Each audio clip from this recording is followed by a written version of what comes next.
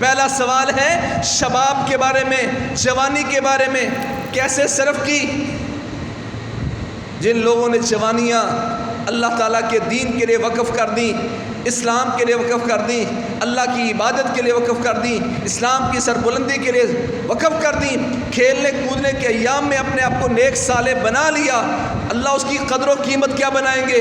قیامت کا دن ہوگا، لوگ پسینوں میں ہوں گے، شدت کی دھوپ اور گرمی ہوگی، سورج قریب آیا ہوگا، ساری دنیا تڑپ رہی ہوگی گرمی پر اس نوجوان کو جس نے اپنا وقت، اپنی جوانی اللہ کے لیے وقف کی، اللہ بلائیں گے اس کو۔ فضیلت الشیخ مفتی عبداللطیف، اسلامک اسکالر۔ شاب نشا فی عبادت اللہ، وہ نوجوان جس نے اپنی جوانی کے اوقات یہ وقت صحیح جگہ پر صرف کیا، قیامت کے دن اللہ اس کو بلائیں گے اور بلا کر اپنے عرش عظیم کا سایہ نصیب فرما دیں گے۔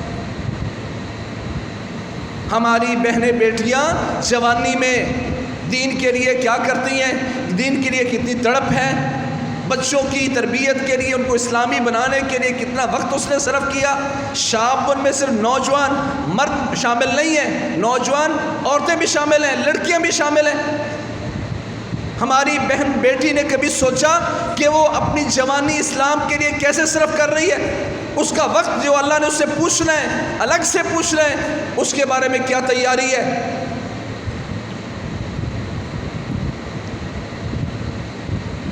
صبح سے لے کر شام تک اپنی مصروفیت دیکھیں نوجوان۔ ہماری مائیں بہنیں بیٹیاں بھی اپنے وقت کے بارے میں غور کریں اور مرد و حضرات بھی۔ دوسرا سوال پھر مترک ہوگا، عن عمرہ فیما ابلا، جوانی کے علاوہ باقی جو زندگی ہے وہ کہاں تو نے صرف کی، کہاں بسیدہ کی، کہاں استعمال کی۔ جوانی میں الگ سے حساب کتاب اس لیے ہو رہا ہے کہ اس میں بندہ، اس کے اعضاء، قوا، عقل مضبوط ہوتی ہے۔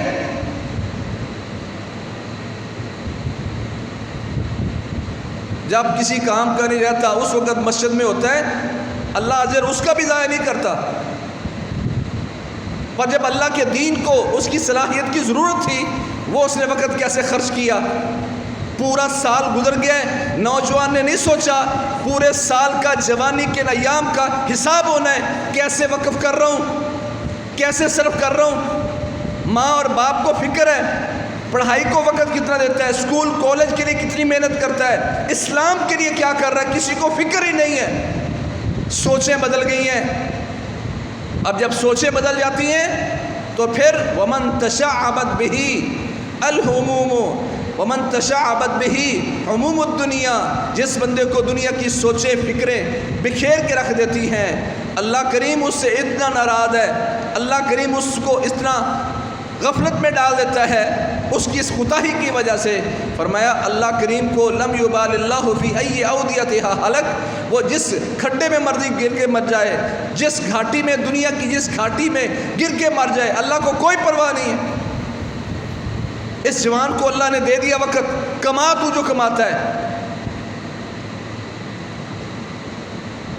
جس بندے کو دنیا کی سوچوں نے بکھیر کے رکھ دیا، اللہ کو کوئی پرواہ نہیں ہے کہ وہ دنیا کی جس کھاٹی میں گر کر مر جائے۔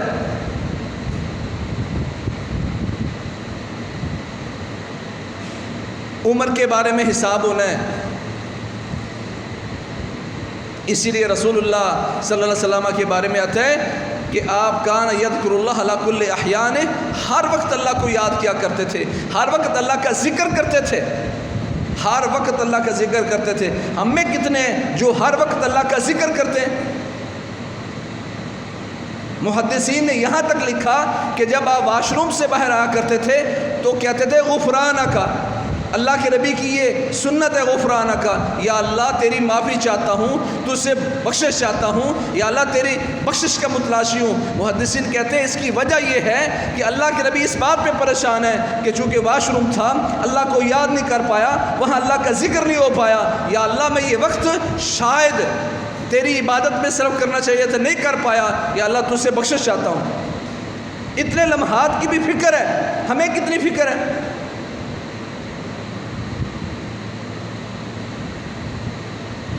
من علامت اعراض اللہ عن العبد ان یشغلہ فیما لا یعنی خذلانا من اللہ.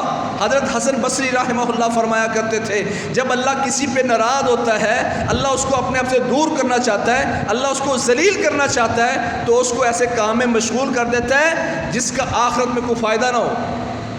من علامت اعراض اللہ عن العبد، اللہ کا اپنے بندے سے ناراض ہونا اس کی علامات میں سے ایک علامت یہ ہے ان یشغلہ فیما لا یعنی کہ اللہ اس کام میں اس کو مشغول کر دے جو اس کو فائدہ نہ دے. خذلانا من اللہ، یہ اللہ کی طرف سے اس کے بندے پر رسوائی اور ذلت ہے.